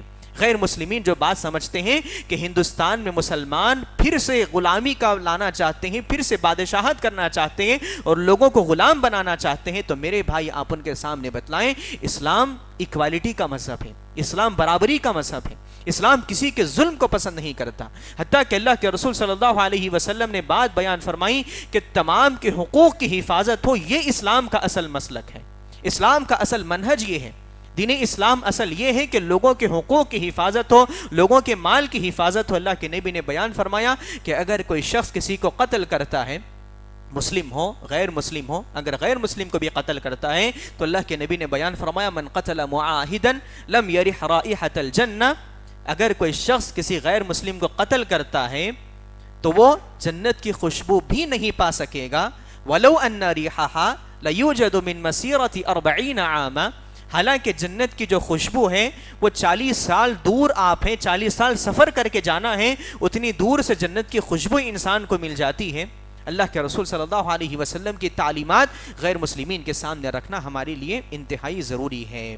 اسی طرح آپ دیکھیں ابو ہریرہ رضی اللہ تعالیٰ عنہ بیان فرماتے ہیں کہ ایک مرتبہ یمامہ جو قبیلہ تھا اس نے مسلمانوں پر حملہ کیا، مسلمانوں کے بہت سارے حفاظ کو اس نے ختم کر دیا، تو اس کا جو سردار تھا وہ مدینے سے گزر رہا تھا، تو صحابہ کرام نے اس کو پکڑ لیا اور اللہ کے نبی کے دربار میں اس کو پیش کیا۔ سمامہ اس کا نام تھا۔ سمامہ جب آیا تو اللہ کے رسول صلی اللہ علیہ وسلم دیکھیں ایک ریونج کا معاملہ ہے، ہمارے صحابہ کرام کو انہوں نے 70 سے زیادہ صحابہ کرام کو انہوں نے ختم کر دیا تھا، لیکن اللہ کے نبی کے سامنے جب وہ شخص آتا ہے تو اللہ کے نبی اس کو دیکھتے ہیں، اس کو ایک مسجد کے کونے میں رکھ دیا گیا تھا، باندھ کر رکھ دیا گیا تھا۔ اللہ کے نبی اس کے پاس جاتے ہیں، اس سے پوچھتے ہیں تم کیا سمجھتے ہو، میں تمہارے ساتھ کیا معاملہ کرنے والا ہوں؟ تو وہ کہتا ہے اے محمد اگر تم مجھے قتل کر دو گے تو قتل کرنے کا جواز میں اپنے اندر رکھتا ہوں، اس لیے کہ میں نے تمہارے بہت سارے لوگوں کو مارا ہے، اور اگر تم مجھ کو معاف کرو گے تو میں بہت زیادہ شکر تمہارا ادا کرنے والا بن جاؤں گا۔ اللہ کے نبی اس کو دیکھتے ہیں، پھر خاموشی سے چلے جاتے ہیں۔ دوسرے دن اللہ کے نبی آتے ہیں، اس سے پوچھتے ہیں کہ تم کیا سمجھتے ہو میں تمہارے ساتھ کیا معاملہ کرنے والا ہوں؟ تو وہ یہی بات کہتا ہے کہ اگر مجھے مارو گے تو مارنا میرے لیے ضروری ہے، اس لیے کہ میں نے تمہارے لوگوں پر حملہ کیا، اگر تم مجھے معاف کر دو گے تو میں تمہاری معافی قبول کر کے اس کا احسان مند رہوں گا۔ اب تیسرے دن اللہ کے نبی آتے ہیں، پھر وہی بات کہتا ہے، تو اللہ کے رسول صحابہ کرام سے کہتے ہیں کہ اسے چھوڑ دو، آزاد کر دو، چلے جانے دو اس کو۔ جب اس کو کھول دیا جاتا ہے وہ بڑا پریشان ہو جاتا ہے کہ میں نے اس قوم کے اتنے لوگوں کو مارا ہے، اللہ کے نبی کے اتنے لوگوں کو میں نے مارا، اس کے باوجود بھی میرے ساتھ کسی قسم کا کوئی، اللہ کے نبی نے بات میں بھی برائی نہیں لائی، مارنا تو دور کی بات، اللہ کے نبی نے لہجہ بھی نہیں بدلا۔ تو جب وہ جاتا ہے، جا کر واپس ایک دیوار کے پیچھے ایک پانی تھا، وضو اس نے غسل اس نے کیا، واپس لوٹ کر آتا ہے مسجد نبوی میں آ کر، اس کے بعد وہ کہتا ہے اللہ کے نبی سے کہ آج تک دنیا میں سب سے زیادہ خراب چہرہ جو میں سمجھتا تھا، سب سے زیادہ بغض جس چہرے کا میرے دل میں تھا وہ آپ کا چہرہ تھا، سب سے زیادہ بغض اگر کسی مذہب سے کرتا تھا تو وہ آپ کا مذہب تھا، اور سب سے زیادہ بغض والی کتاب اگر کوئی تھی تو قرآن مجید تھی۔ اور اس کے بعد آج میں ایک بات کہہ رہا ہوں کہ سب سے زیادہ پسندیدہ چہرہ میرے نزدیک اگر کوئی ہے تو وہ آپ کا ہے، سب سے زیادہ پسندیدہ مذہب اگر کوئی ہے تو میرا دین اسلام ہے، اور سب سے زیادہ بہترین کتاب اس دنیا میں کوئی ہے تو قرآن مجید ہے۔ تو دیکھیے 3 دن کا عرصہ، میں جو بات آپ کے سامنے بتانا چاہتا ہوں وہ یہ کہ 3 دن کا عرصہ مسجد نبوی میں صحابہ کرام کے ساتھ اس نے گزارا، اور صحابہ کرام نے اس کے کھانے پینے سے لے کر تمام ضروریات کو بحسن خوبی صحابہ کرام نے اپنایا۔ ایسا نہیں کہ وہ قیدی ہے، ایسا نہیں کہ وہ دشمن ہے، صحابہ کرام نے اس کو 3 دن کھانا نہیں دیا، صحابہ کرام نے اس کی تمام ضروریات کو اتنے اچھے انداز سے پورے کیا، اور چونکہ اللہ کے نبی کی مجلس مسجد نبوی میں رہتی تھی، مسجد نبوی میں اللہ کے نبی کی مجلس رہتی تھی، صحابہ کرام دیکھتے تھے اللہ کے نبی صحابہ کرام کو تعلیم دے رہے ہیں، صحابہ کرام ایک دوسرے میں اتنی محبت رکھتے ہیں، دین اسلام اتنا اچھا مذہب ہے۔ جب اس نے دین اسلام کو سمجھا تب وہ دیکھتے ہیں 3 دن کے اندر، 3 دن پہلے اللہ کے نبی کو سب سے بغض رکھتا تھا، اللہ کے نبی کے چہرے کے سلسلے میں بہت زیادہ بغض اس کے دل میں پایا جاتا تھا۔ 3 دن کا عرصہ آپ دیکھیں، صرف 3 دن کا عرصہ دین اسلام کی محبت اس کے دل میں آ گئی، اور اللہ کے نبی کے سلسلے میں محبت اس کے دل میں پیدا ہو گئی۔ تو یہی کام ہم کو کرنا ہے، غیر مسلمین سے قریب ہونا ہے، غیر مسلمین کو بتانا ہے کہ دین اسلام کون سا مذہب ہے، دین اسلام کی رحمت کو لوگوں کے درمیان بتانا یہ ہماری ذمہ داری بنتی ہے۔ اب دیکھیں اللہ کے نبی نے یہاں تک بات بیان فرمائی کہ انسان تو دور کی بات، دین اسلام تو اتنا بہترین مذہب ہے۔ جو بات کہی جاتی ہے کہ دین اسلام ٹیررسٹ والا مذہب ہے، ٹیرر کو پھیلاتا ہے، ٹیررزم کو عام کرتا ہے، تو میرے بھائیو آپ ان کے سامنے دین اسلام کی تعلیمات کو پیش کریں، آپ ان کو بتلائیں کہ اللہ رب العالمین نے یہاں تک بیان فرمایا کہ من قتل نفسا بغیر نفس او فساد فی الارض فکأنما قتل الناس جميعا۔ یہ عام آیتیں ہیں، کم از کم ان کو یاد کرنا تو ہماری ذمہ داری بنتی ہے۔ ہم یاد کریں، ہم لوگوں کے سامنے بتائیں کہ دین اسلام یہ بتاتا ہے کہ انسان اگر کوئی کسی نفس کو ختم کرتا ہے، قتل کرتا ہے بغیر کسی حق کے، اس کو قتل کرنا جائز نہیں تھا، انسان اپنے ظلم کے طور پر کسی کو قتل کرتا ہے تو اللہ رب العالمین نے تمام انسانیت کے قتل کے برابر اس کو کہا ہے۔ یہ بتانا ہمارے لیے انتہائی ضروری ہے۔ حتیٰ کہ اللہ کے رسول صلی اللہ علیہ وسلم حیوانوں پر بھی رحم کرنے کی تعلیم دیتے تھے۔ دین اسلام تو اتنا رحم والا مذہب ہے۔ جو ٹیررزم کی بات کی جاتی ہے، لوگوں کے دلوں میں جو بات بتا کی جاتی ہے کہ اگر 5 مسلمان ہو تو تم ان کے درمیان نہیں جانا، اس لیے کہ مسلمان چاہتے ہیں کہ دنیا سے غیر مسلمین کو ختم کر دیں۔ آپ ان کو بتائیں کہ ایسا معاملہ اسلام کا نہیں ہے، بلکہ دین اسلام تو لوگوں کے درمیان امن پھیلانے کے لیے آیا ہے، پیس پھیلانے کے لیے آیا ہے۔ اللہ کے نبی نے نہ صرف انسانوں پر بلکہ اگر جانوروں پر بھی ظلم ہو تو اللہ کے نبی نے اس سے رکنے کا ہم کو حکم دیا ہے۔ اللہ رب العالمین نے اللہ کے رسول نے بیان فرمایا الراحمون یرحمہم الرحمن ارحموا من فی الارض یرحمکم من فی السماء۔ رحمان تو وہ ہے، رحم کرنے والے جو دو لوگ ہیں ان پر اللہ رب العالمین رحم کرتا ہے۔ ارحموا من فی الارض یرحمکم من فی السماء، تم انسانوں پر رحم کرو، جو لوگ اس دنیا میں زندگی گزارتے ہیں ان پر رحم کرو، آسمان والا تم پر رحم کرے گا۔ ایک مرتبہ اللہ کے رسول صلی اللہ علیہ وسلم باغ سے گزر رہے تھے، اللہ کے نبی ایک باغ سے گزرتے ہوئے دیکھا کہ دور ایک اونٹ باندھا ہوا ہے۔ جب اللہ کے نبی اس سے قریب گئے تو اونٹ شکایت کرتا ہے اپنے مالک کے سلسلے میں۔ اللہ کے نبی کو اللہ رب العالمین نے کچھ چیزیں ایسی دی تھیں جو خارق عادت تھیں، معجزات تھیں، تو اللہ کے رسول صلی اللہ علیہ وسلم اس کی شکایت کو سمجھ جاتے ہیں، اللہ رب العالمین سمجھا دیتا ہے، تو سمجھانے کے بعد اللہ کے نبی اس کے مالک کو بلا بھیجتے ہیں۔ تو ایک انصاری نوجوان تھے جو اس کے مالک تھے، جب وہ آتے ہیں تو اللہ کے رسول صلی اللہ علیہ وسلم ان سے کہتے ہیں کہ تم اپنے ماتحت جو جانور ہے اس کا خیال رکھا کرو، تم اپنے ماتحت جو جانور ہے اس کا خیال رکھا کرو، اگر خیال نہیں رکھو گے تو اللہ رب العالمین کے پاس بڑی سخت پکڑ سے پکڑے جاؤ گے۔ دین اسلام یہ مذہب ہے، دین اسلام لوگوں کے درمیان عام ہے، دین اسلام لوگوں کے درمیان بھلائی کو عام کرنا چاہتا ہے، خیر کو عام کرنا چاہتا ہے۔ یہ دوسرا کام ہمارے لیے انتہائی ضروری ہے۔ سب سے پہلا دین اسلام کو خود جاننے کی آپ کوشش کریں، فنڈامنٹلز کم از کم، عقیدہ ہمارا کیا ہے، ہمارے جو فنڈامنٹل اسلام کے ارکان کیا ہیں، ایمان کے کیا ارکان ہیں، اللہ کے نبی کی کیا زندگی ہے، اور غیر مسلمین جو اسلام کے سلسلے میں اشکال اور شبہات پیش کرتے ہیں ان کا کیسے جواب دیا جا سکتا ہے، کم از کم یہ معلوم کرنے کی ہم کو کوشش کرنی چاہیے۔ اسی طرح آپ دیکھیں جب بات ہم آگے بڑھائیں تو تیسرا اور اہم جو ڈیل ہم اسلاموفوبیا سے کر سکتے ہیں وہ یہ ہے کہ اللہ کے رسول صلی اللہ علیہ وسلم نے جو مکہ میں معاملہ کیا تھا غیر مسلمین کے درمیان، جب اللہ کے نبی مکہ میں تھے اور اسلاموفوبیا اپنے مکمل ریس پر تھا، اسٹرائیو ہو رہا تھا، بہت زیادہ آگے بڑھ رہا تھا، اپنی حدیں پار کر رہا تھا، اس موقع پر اللہ کے نبی نے جو کام انجام دیا وہ انسانیت کے خدمت اللہ کے رسول صلی اللہ علیہ وسلم نے کی تھی۔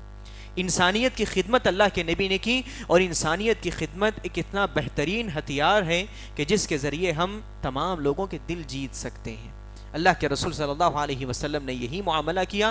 اللہ کے رسول صلی اللہ علیہ وسلم پر جب پہلی وحی نازل ہوئی، اللہ کے نبی بڑے پریشان تھے، واپس گھر آئے تو حضرت خدیجہ نے جو بات اللہ کے نبی سے کہی تھی، ان سے کہا تھا لا یخزیک اللہ ابدا، واللہ لا یخزیک اللہ ابدا، اے اللہ کے نبی اللہ رب العالمین کبھی آپ کو ضائع نہیں کرے گا، کبھی آپ کو بیکار نہیں جانے دے گا۔ وجہ کیا تھی؟ انک لتحمل الکل، اس لیے کہ آپ ضرورت مند کی ضرورت کو پورا کرتے ہیں، کسی مجبور کی مجبوری کو آپ اٹھاتے ہیں، آپ سچی بات کہتے ہیں، لتصدق الحدیث، آپ سچی بات کہتے ہیں، لوگوں سے کبھی جھوٹ کا معاملہ نہیں کرتے، نہ بزنس میں جھوٹ بولتے ہیں، نہ عام معاملات میں جھوٹ بولتے ہیں۔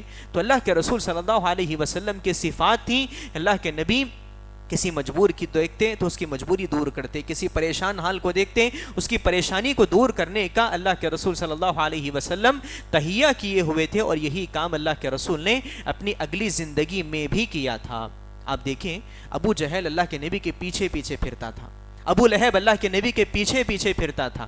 اللہ کے نبی کسی مجلس میں جاتے اور جا کر وہاں پر دین اسلام کی بات کو لوگوں کے درمیان کہتے تو وہ بعد میں آ کر کہتا کہ ابھی جو بات کر کے جا رہا ہے وہ بات کرنے والا دیوانہ ہے۔ اللہ کے نبی کو کتنی تکلیف نہیں پہنچتی ہوگی، یا پھر وہ کون سی چیزیں اپناتے تھے کہ اللہ کے رسول کو ہر طرح سے پریشان کرنے کے لیے تمام معاملات کرتے تھے، لیکن اس کے باوجود بھی آپ دیکھیں اللہ کے نبی انسانیت کے لیے کام کیا کرتے تھے۔ کام اللہ کے رسول اس قدر کرتے کہ اللہ کے نبی ابو جہل کے دروازے کو جا کر کھٹکھٹا دین اسلام کی تعلیم کو عام کرنے کی کوشش اللہ کے نبی کیا کرتے تھے۔ حتیٰ کہ ایک مقام پر لوگ جب حج کے لیے آتے تھے، حج کے لیے ایک شخص آیا ہوا تھا تو ابو جہل نے اس کے مال کو لوٹ لیا تھا، اس پر ظلم اس نے کیا تھا۔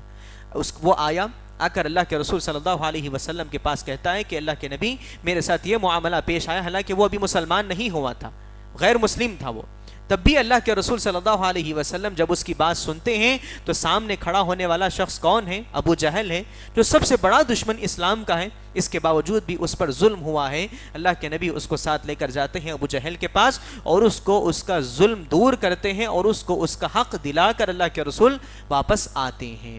تو یہ خدمت انسانیت ہم میں سے بہت کم لوگوں میں پائی جاتی ہے۔ اللہ کے رسول کا معاملہ یہ تھا مکہ میں کہ اللہ کے نبی پہچانے جاتے تھے لوگوں کے درمیان امین کے لقب سے، صادق کے لقب سے۔ اگر کسی مجبور کو مجبوری ہوتی تو وہ کہتا، اگر کوئی عام آدمی نیا آ گیا، کوئی مجبور ہے، دیکھیں ہم کہ لوگوں میں مجبور اگر کوئی آدمی ہوتا ہے پوچھتا ہے کہ بھائی میری یہ مجبوری ہے، میں کہاں جا سکتا ہوں، اپنی مجبوری کس کے پاس جا کر دور کر سکتا ہوں، تو مکہ کا ہر شخص پہچانتا تھا اگر کسی پر ظلم ہوا ہے تو ظلم دور کرنا ہے، اللہ کے نبی کا دروازہ کھٹکھٹاؤ۔ اگر تم پر مجبوری آئی ہے، مجبوری دور کرنا ہے، اللہ کے نبی کے پاس جاؤ، تمہاری مجبوری دور ہو جائے گی۔ اگر کوئی یتیم ہے تو اس کی یتیمی پر اگر کسی کو ترس آنا ہے تو اللہ کے نبی کا گھر آنا ہے۔ اگر کوئی بیوہ ہے، بیوگی سے پریشان ہے، اس کی پریشانی کو دور ہونا ہے، اللہ کے نبی کے گھر چلی جائے، اس کی پریشانی دور ہو جائے گی۔ ہم دیکھیں یہاں پر ہمارے اپنے محلے میں کیا کوئی ایسا شخص پایا جاتا ہے جو لوگوں میں مشہور ہو اس بات سے کہ اگر اس کے پاس کوئی مجبور جائے تو اس کی مجبوری دور ہونے والی ہے؟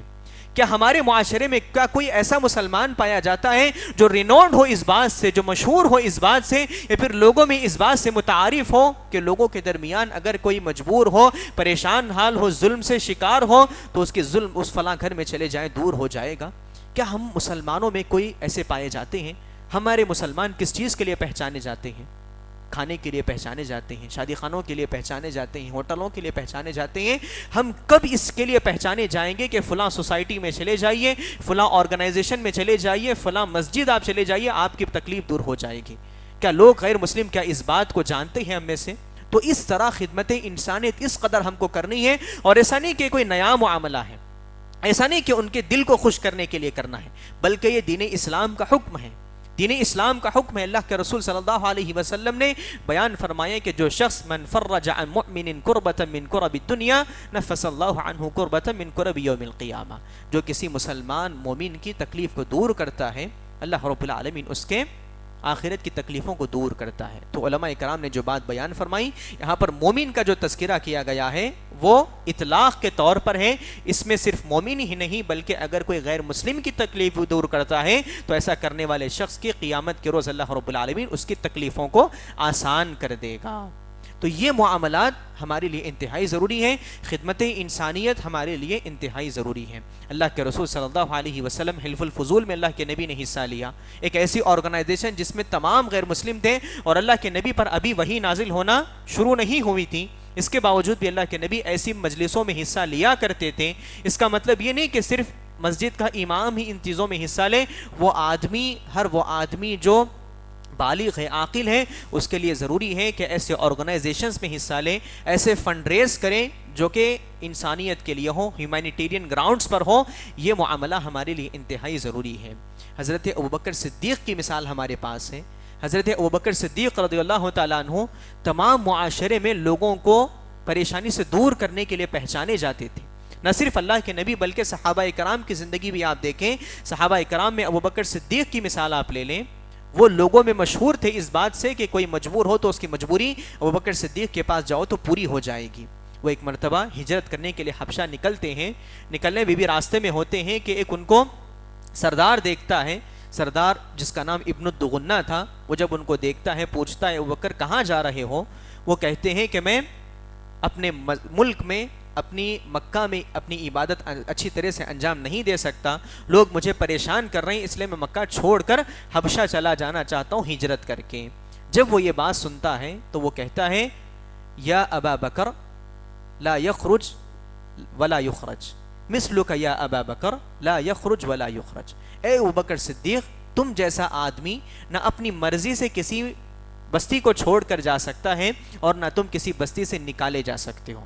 یعنی تمہارے اخلاق اتنے اچھے ہیں، تمہارا کردار اتنا اچھا ہے، تم انسانیت کے لیے ایسے فائدہ مند آدمی ہو کہ اگر تم نکل کر جانا بھی چاہتے ہو تو کوئی تم کو جانے کے لیے تیار نہیں ہوگا، تم کو چھوڑنے کے لیے تیار نہیں ہوگا، نہ پھر تم کو کوئی شخص نکال سکتا ہے۔ پھر وہ واپس لاتا ہے مکہ میں اور وہ اپنی حفظ و امان میں ان کو رکھ کر جاتا ہے۔ مکہ والوں سے کہتا ہے کہ اس کے بعد ان کو ہاتھ تک نہیں لگانا، یہ میری امان میں ہے، میری حفظ میں ہے۔ تو مسلمان اس کے لیے پہچانے جاتے تھے ہیومینیٹیرین گراؤنڈز پر کام کرنا ہمارے لیے انتہائی ضروری ہے۔ میں یہ بات کہنا چاہوں گا کہ جس طرح ہم مساجد کے لیے فنڈ جمع کرتے ہیں، ڈونیشنز جمع کرتے ہیں، مساجد کی تعمیر کرتے ہیں، مدارس کی تعمیر کرتے ہیں، آج کے دور میں اس سے کہیں زیادہ ضرورت ہے اس بات کی کہ ہم ہیومینیٹیرین گراؤنڈز پر کام کرنے کے لیے لوگوں میں فنڈ ریز کرنے والے بن جائیں۔ ہیومینیٹیرین گراؤنڈز پہ ہم ضرورت ہے اس بات کی آج کے اس دور میں۔ اب دیکھیے مسلمان ایک الگ قومیت کے طور پر پہچانے جاتے ہیں، اگر ہم غیر مسلمین کے درمیان رہ کر لوگوں کی تکلیفوں کو دور کرنے والے بن جائیں۔ آج بھی آپ دیکھیں کئی غیر مسلم ایسے ہیں جو بلو پاورٹی زندگی گزارتے ہیں، بلو پاورٹی لائن زندگی گزارتے ہیں، جن کے پاس 10 روپے تک دن میں کھانے کے لیے نہیں ہوتے۔ کئی غیر مسلم گھرانے ایسے پائے جاتے ہیں، ان کے درمیان کھانا تقسیم کرنا، ان کے درمیان ان کی ضروریات کے کپڑے، ان کے ضروری سامان کو تقسیم کرنا، یہ ہمارے لیے ضروری ہے۔ یہ کام ہم کو کرنے ہیں۔ اگر ہم ہیومینیٹیرین گراؤنڈز پر کام کرنے والے بن جائیں، انسانیت کے ناطے لوگوں کی خدمت کرنے والے بن جائیں، تب غیر مسلمین سمجھیں گے کہ یہ کوئی الگ قومیت نہیں ہے، بلکہ یہ ہمارے لوگ ہیں، ہمارے درد کو سمجھتے ہیں، ہماری مجبوری کو سمجھتے ہیں اور ہماری مجبوری کو دور کرنے کے لیے آ جاتے ہیں۔ اب دیکھیں غیر مسلمین میں اگر کسی کے شوہر کا انتقال ہو جائے تو اس کو دیکھنے والا کوئی نہیں ہوتا۔ ایسی خواتین کو ہم دیکھیں، جائیں ان کے پاس، ان کی ضروریات کو پورا کریں، ان کے بچوں کی تعلیم کی ذمہ داری ہم لیں، یہ ذمہ داری ہماری بنتی ہے۔ اور یہی کام اللہ کے رسول صلی اللہ علیہ وسلم نے مکہ میں رہتے ہوئے کیا اور مدینہ میں جانے کے بعد بھی اللہ کے رسول صلی اللہ علیہ وسلم نے انہی کاموں کو انجام دیا ہے۔ تو یہ کام ہمارے لیے انتہائی ضروری ہے۔ اب اسی طرح ایک اور اہم معاملہ جو ہمارے لیے ضروری ہے، اسی سے جو ملتی ہوئی بات ہے، وہ یہ ہے کہ غیر مسلمین سے تعلقات کو مضبوط رکھنا۔ آپ کے اپنے محلے میں، ہمارے اپنے معاشرے میں، گلی میں غیر مسلم رہتے ہیں، ان سے تعلقات کو اچھے رکھیں۔ آپ کے گھر کوئی اچھی چیز پکتی ہے تو ان کے گھر میں لے جا کر دیں۔ ان کے پاس اگر کوئی اچھی چیز پکتی ہے، آپ کو معلوم ہے کہ حلال کی کمائی اس کی ہے اور وہ کوئی ذبیحہ نہیں ہے تو کھا سکتے ہیں، اللہ کے نبی نے اجازت دی ہے، ان چیزوں کو آپ اختیار کریں۔ آپ ان کو دین اسلام کو قریب لانے کی کوشش کریں، مساجد کو بلائیں، مساجد میں پروگرامز کر کے ان کو قریب کرنے کی کوشش کریں۔ اللہ کے رسول صلی اللہ علیہ وسلم غیر مسلمین سے تعلقات کو استوار کرتے اور ان سے قریب اللہ کے نبی رہا کرتے تھے۔ یہ معاملہ بھی ہمارے لیے انتہائی ضروری ہے۔ اللہ کے نبی کے خادموں میں ایک نام یہودی بچے کا بھی آتا ہے، اللہ کے نبی کے خادموں میں ایک نام یہودی بچے کا بھی آتا ہے۔ حالانکہ اللہ کے نبی کے صحابہ ایسے تھے، اگر اللہ کے نبی کہیں تو صحابہ کرام اپنے آپ کو قربان کرنے کے لیے تیار تھے۔ اتنے زیادہ بہترین صحابہ کرام کو رکھنے کے باوجود اللہ کے نبی کے فہرست میں، اور وہ بھی سب سے اول آنے والا نام، سب سے زیادہ لیا جانے والا نام یہودی بچے کا بھی ہے۔ اللہ کے رسول صلی اللہ علیہ وسلم وہ بیمار ہوتا ہے، اللہ کے نبی اس کے گھر کی عیادت کرتے ہیں۔ غیر مسلم اگر ہماری گلی میں بیمار ہو، اس کی عیادت بھی تو کرنی چاہیے۔ اللہ کے نبی اس کے پاس جاتے ہیں، جا کر بیٹھتے ہیں اور اس کے بعد اسے کہتے ہیں کہ اسلام قبول کر لو۔ وہ اپنے باپ کی طرف اشارہ کرتا ہے تو باپ کہتا ہے اطیع ابا القاسم، ابو القاسم کی اتباع کر لو۔ اس کے بعد وہ اسلام قبول کر لیتا ہے اور اللہ کے رسول صلی اللہ علیہ وسلم جیسے اس کو کلمہ پڑھاتے ہیں، اس کی روح پرواز کر جاتی ہے، اس کا انتقال ہو جاتا ہے۔ تو اللہ کے نبی کہتے ہیں تعریف اس ذات کی جس نے اس کو جہنم سے آزاد کیا، انقذہ من النار، جہنم سے جس کو آزاد کیا۔ تو یہ تعلقات غیر مسلمین سے ہمارے ہونے چاہیے۔ اگر ہمارے کلاس میں کوئی غیر مسلم ہو یا پھر کافی غیر مسلم ہو، اگر آپ کو معلوم ہو کہ فلاں دن اس کی طبیعت خراب ہو چکی ہے، ایکسیڈنٹ ہوا ہے، کوئی حادثہ ہوا ہے، آپ جائیں اس کے پاس، اس کے حال چال پوچھیں، اس کے ساتھ اچھے اخلاق سے پیش آئیں، زندگی بھر آپ کی اس اخلاق کو وہ یاد رکھے گا۔ یہی چیز میں ہم دور نظر آتے ہیں، ہم یہ کہتے ہیں کہ فلاں کٹلا ہے، ایسا ہے، ویسا ہے، اب ایک گیپ مینٹین کرنے لگ جاتے ہیں۔ یہ جو گیپ ہمارے پاس ہے، اس کو فل کرنا ہمارے لیے آج کے اس دور میں انتہائی ضروری ہے۔ اب اسی طرح ایک اور جو ڈیل ہم کر سکتے ہیں غیر مسلمین کے ساتھ، ان سے اسلاموفوبیا کو ختم کرنے کے لیے، وہ یہ ہے کہ ٹیکنالوجی کا استعمال ضروری ہے۔ ٹیکنالوجی کا استعمال کرتے ہوئے دین اسلام کی صحیح تعلیم کو عام کرنا ہمارے لیے انتہائی ضروری ہے۔ آپ دیکھیے، آپ کبھی یوٹیوب پر سرچ کر کے دیکھیں کہ واٹ از اسلام، تو آپ کو کئی چینلز ایسے ملیں گے جو غیر مسلم چینلز ہیں، یا پھر گودی میڈیا ہے، ایسا میڈیا ہے جو مسکنسیپشنز پھیلاتا ہے لوگوں کے درمیان۔ اس پر جب اسلام کی جو باتیں کہی گئی ہیں، لوگ وہی سن رہے ہیں، لوگ وہی سمجھ رہے ہیں کہ یہی اسلام ہے۔ حالانکہ اگر ہم ان کے درمیان دین اسلام کی صحیح تعریف کو پیش کریں، ہم اپنے فنڈ ریز اس لیے بھی کریں کہ ٹیکنالوجی کو استعمال کرتے ہوئے لوگوں کے درمیان دین اسلام کی تعلیم کو پھیلائیں گے، یہ بھی ہماری ذمہ داری بنتی ہے۔ آپ دیکھیں مثال کے طور پر جو بالی ووڈ ہے، بالی ووڈ چلانے والوں میں تقریباً 50% مسلمان ہیں۔ ڈائریکٹرز آپ لے لیں، پروڈیوسرز آپ لے لیں، ہیروز لے لیں، ہیروئنز لے لیں، تمام میں آپ کو 50% سے زیادہ مسلمان آپ کو نظر آئیں گے۔ جو شخص اپنی دنیا بنانے کے لیے اتنا پیسہ لگا سکتا ہے، اپنے آپ کو شو آف کرنے کے لیے اتنا زیادہ لگا سکتا ہے، اور لوگوں کے درمیان اتنا پاپولر ہو سکتا ہے، اور وہ چینلز اتنے پاپولر ہو رہے ہیں، تو کیوں ہم دین اسلام کی تعلیم کو عام کرنے کے لیے نہیں کر سکتے؟ جو شخص اپنی ذات کے لیے اتنا پیسہ لگاتا ہے، تو ہم اللہ رب العالمین کے لیے کیوں پیسہ جمع نہیں کر سکتے؟ کیوں ہم ایسے چینلز نہیں بنا سکتے ٹی وی پر، پھر کم از کم سوشل میڈیا پر، جس کے ذریعے لوگوں کے درمیان دین اسلام کی صحیح تعلیم کو بتایا جائے؟ آپ بتائیں کہ کوئی تیلگو میں ایسا چینل ہو جو دین اسلام کی صحیح تعلیم کو لوگوں کے درمیان بتا رہا ہو؟ کوئی کنڑ زبان میں ایسا چینل ہو جو لوگوں کے درمیان، جس کے پاس آڈیو، ویڈیو، ٹیکسٹ کی شکل میں ڈیٹا موجود ہو دین اسلام سے متعلق؟ کئی ویب سائٹس ایسی ہیں جو اسلام کے لیے چلائی جاتی ہیں، لیکن وہ اسلام کے خلاف کام کر رہی ہیں، دین اسلام کے بالکل خلاف ہے، لیکن ان کا نام لیبل مسلمانوں کا ہوتا ہے، ان کو مکمل فنڈ ریزنگ اسلام مخالف جماعتوں سے ملتی ہے۔ یہ بھی تو ہماری ذمہ داری ہے، ٹیکنالوجی کا استعمال کرتے ہوئے لوگوں کے ذہنوں سے وہ باتوں کو نکالنا۔ اب دیکھیں، ڈیبیٹ ہوتی ہے اسلام سے متعلق، لیکن اسلام لیوا کوئی شخص وہاں پر نظر نہیں آتا جس کو صحیح معنوں میں اوتھینٹک دین معلوم ہو، اللہ کے نبی کی سیرت معلوم ہو، ایسا کوئی شخص ڈیبیٹ میں ہم کو نظر نہیں آتا۔ وہاں تک پہنچنے کی انتہائی ضروری ہے، انتہائی ضرورت ہے اس بات کی کہ ہم وہاں تک پہنچ کر ان کے معاملات کو درست کرنے کی ہم کوشش کریں۔ اسی طرح ایک اور اہم معاملہ، دو باتیں بتا کر میں اپنی بات کو ختم کرتا ہوں۔ یہ جب ہم لوگوں کے درمیان دین اسلام کو پھیلانے کی کوشش کرتے ہیں، یا پھر لوگوں سے دین اسلام کے خلاف جو سازشیں پیش آتی ہیں اس کا مقابلہ ہم کرنے کے لیے جب جاتے ہیں، ہمارے لیے انتہائی ضروری ہے کہ ہم علماء کرام کی رہنمائی میں یہ کام کریں۔ جو بڑے علماء کرام ہیں، جو اوتھینٹک علماء کرام ہیں، جو اوتھینٹک اسکالرز ہیں ہمارے اپنے اس ملک کے، ان سے جڑیں، وہ جو بات کہتے ہیں اس پر عمل کرنے کی کوشش کریں۔ اکثر دیکھا جاتا ہے کہ نوجوان اپنے جذبات میں بہت ساری باتیں کہہ جاتے ہیں، وہ اسلاموفوبیا کا مقابلہ نہیں، بلکہ ان کے کچھ ٹویٹس، ان کے کچھ کامنٹس، یا پھر ان کی اپنی ویڈیوز، آڈیوز اسلاموفوبیا کو ختم نہیں بلکہ بڑھاوا دینے کا سبب بن جاتی ہیں۔ حال ہی میں جو بات میں نے کہی، 26 آیتوں کو نکالنے کی جو بات کی تھی، اس کے بعد کہنے کے بعد کافی نوجوانوں کو آپ نے بھی دیکھا ہوگا، انہوں نے ٹویٹس کیے، انہوں نے کامنٹس کیے کہ فلاں کو قتل کر دینا چاہیے۔ کہے کہ نہیں کہے، یہ مقابلہ ایسے نہیں کیا جاتا۔ اللہ کے رسول صلی اللہ علیہ وسلم پر اوجھڑی تک ڈال دی گئی تھی، اللہ کے نبی کو جان سے مارنے کی سازش کی گئی تھی۔ آپ کے بازو ابو لہب کا گھر تھا، اور اس کی بیوی کانٹے اٹھا کر اللہ کے نبی کے راستے میں ڈال دیا کرتی تھی۔ ایک دن وہ بیمار ہوئی تو اللہ کے نبی گھر گئے اس کی عیادت کرنے کے لیے۔ اللہ کے نبی کے گھر کے سامنے لا کر کانٹے ڈالتی ہے، لیکن اللہ کے نبی اپنا گھر صاف کرنے کے ساتھ ساتھ اس کے گھر کے سامنے کا بھی حصہ صاف کر دیا کرتے تھے۔ تو یہ اخلاق ہوتے ہیں۔ نفرت کا مقابلہ کبھی نفرت سے نہیں ہوتا، نفرت کا مقابلہ ہمیشہ اچھے اخلاق سے ہوتا ہے۔ جب کبھی اسلاموفوبیا پھیلا ہے، دین اسلام کے محاسن کی وجہ سے اسلام کو اور تقویت ملی ہے، الحمدللہ۔ جب کبھی لوگوں نے اسلام کے خلاف سازشیں کرنے کی کوششیں کی ہیں انہوں نے، لیکن دین اسلام اسی مرحلے میں زیادہ پھیلا ہے، الحمدللہ۔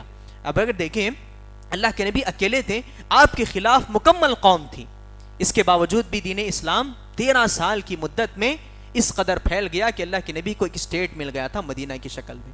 اور اس کے بعد دیکھیں آپ, مکمل 9 ہجری تک, ایک مشکل سے 20 سال کا عرصہ ہوگا, 20 سال کے عرصے میں 1 لاکھ مسلمان اللہ کے نبی کے ساتھ حج کرنے کے لیے مکہ کو آتے. اتنے کم عرصے میں اللہ کے نبی نے کیسے چیز کی؟ صرف اور صرف اخلاق کے ذریعے, اچھے اخلاق, اچھا کردار, اور اللہ کے نبی نے محبت کے ذریعے اس چیز کو عام کرنے کی کوشش کی. اللہ رب العالمین نے اسی بات کو اشارہ کرتے ہوئے بیان فرمایا کہ لو كنت فظا غلیظ القلب لانفضوا من حولک, اے اللہ کے نبی آپ کے اچھے اخلاق ہیں, اسی وجہ سے آپ کے اطراف یہ مسلمان نظر آتے ہیں, صحابہ بیٹھے ہوئے نظر آتے ہیں, آپ کے ساتھ ہمیشہ لگے ہوئے نظر آتے ہیں. اگر آپ سخت دل ہوتے تو یہ آپ کے اطراف نظر نہیں آتے. تو اچھے اخلاق کے ذریعے ہی دین اسلام کو پھیلایا جا سکتا ہے, اور دین اسلام آج تک بھی جو پھیلا ہے الحمدللہ اخلاق کے ذریعے پھیلا ہے. جو غیر مسلم بات کہتے ہیں کہ تلوار کے ذریعے پھیلا, یہ بالکل غلط ہے, اور اپنے اخلاق سے اس بات کو بتانا ہے, صرف زبان سے نہیں بلکہ ہمارے اپنے اخلاق ایسے ہوں کہ غیر مسلم سمجھے کہ دین اسلام اچھا مذہب ہے, بہترین اخلاق والا مذہب ہے. اسی طرح ایک اور بات جو ہم کو یاد رکھنی چاہیے وہ یہ کہ آپ کو صرف اپنے آپ کو ڈیفینڈ کرنا ہے, آپ کو اپنا مقابلہ کرنا ہے. آپ کو فلاں سعودی میں کیا ہو رہا ہے, فلاں اسٹیٹ میں کیا ہو رہا ہے, فلاں اسلامک کنٹری میں کیا ہو رہا ہے, ترکی میں ایسا ہوا ایسا ہوا, آپ کو کسی کے جواب دینے کی ضرورت نہیں ہے. ہم ان کے مکلف نہیں ہیں, ہم صرف ہندوستانی آئین میں بات کریں گے. ہندوستانی آئین ہم کو اس بات کی اجازت دیتا ہے کہ ہم اپنے ایکسپریس آف تھاٹس, ہم اپنے خیالات کا اظہار کر سکتے ہیں, ہم اپنے ایکشنز کا اظہار کر سکتے ہیں, ہم اپنے آئیڈیالوجی پر ایکسپریس کر سکتے ہیں, عمل کر سکتے ہیں. جب ہم کو اس بات کی اجازت ہمارا آئین دیتا ہے, ہمارا کانسٹیٹیوشن دیتا ہے, تو ہم غیر مسلمین کے سامنے یہ بات کہیں کہ ہم یہیں کے ہیں, ہم یہیں پر رہیں گے, اور ہمارا یہ ملک ہے, ہم اسی مٹی کے ہیں, اور یہیں پر رہتے ہوئے ہمارے حق کو حاصل کرتے ہوئے ہمارے آئین کے مطابق ہم اپنے مذہب پر عمل کریں گے. فلاں کیا ہو رہا ہے, فلاں جگہ کیا ہو رہا ہے, ہم کو کسی سے کوئی لینا دینا نہیں ہے. اکثر نوجوان یہ ہوتے ہیں کہ فلاں جگہ ایسا ہو رہا ہے, فلاں سعودی میں ایسا ہوا, آپ اس کو ڈیفینڈ کیوں کرتے ہیں؟ آپ کو اس کا مکلف نہیں بنایا گیا, آپ کو اپنی ذات کا, اپنے گھر والوں کا مکلف بنایا گیا ہے. اتنا ہی سوال اللہ رب العالمین قیامت کے روز آپ سے کرے گا, تو آپ اپنا جواب دے. بس اسی طرح ہم کو یہ کام کرنا ہے. اسی طرح آخری اور اہم معاملہ جو ہماری اپنی زندگیوں میں ہونا چاہیے, یہ جو پریکٹیکل اسباب ہم نے دیکھیں جس طرح یہ ختم کیا جا سکتا ہے. سب سے پہلا ہم نے دیکھا کہ دین اسلام کی تعلیم خود ہم کو حاصل کرنی چاہیے.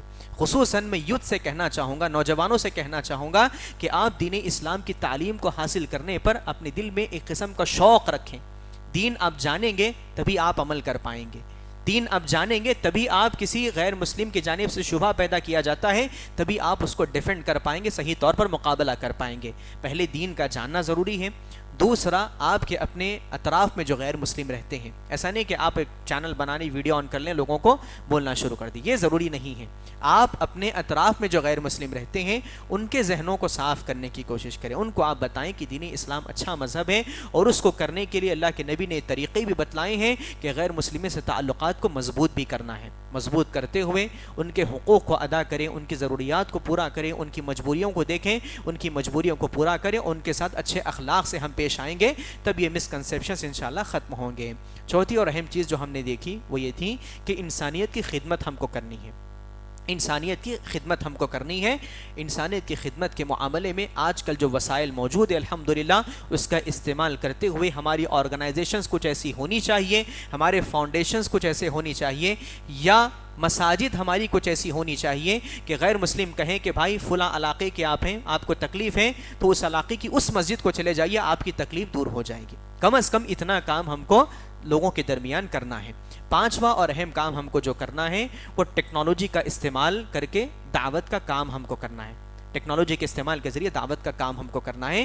دیکھیے, ایک چینل پر بیٹھ کر کوئی غیر مسلم شبہ پیش کرتا ہے اسلام سے متعلق, اس کو سننے والے کروڑوں میں ہوتے ہیں, اس کے ویورز لاکھوں میں ہوتے ہیں, لیکن ہمارے اپنے مسجد میں کھڑے ہو کر ممبر سے اس کا جواب دیا جاتا ہے.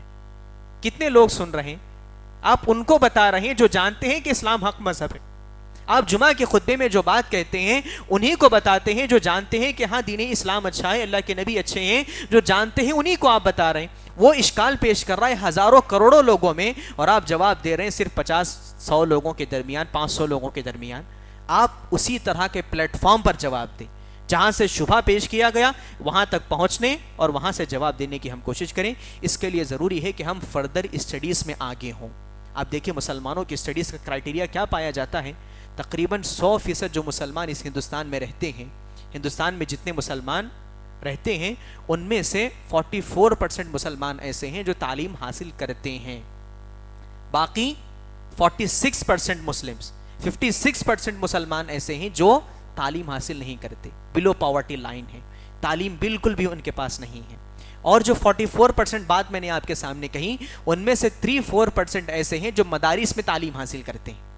باقی 40% وہ ہیں جو مشنری اسکولز میں پڑھ رہے ہیں, جو ایسی یونیورسٹیز میں پڑھ رہے ہیں جہاں پر اسلام و فوبیا پھیلایا جاتا ہے, وہ وہاں پر پڑھ رہے ہیں جہاں پر ایتھیزم اور سیکولرزم پھیلایا جاتا ہے.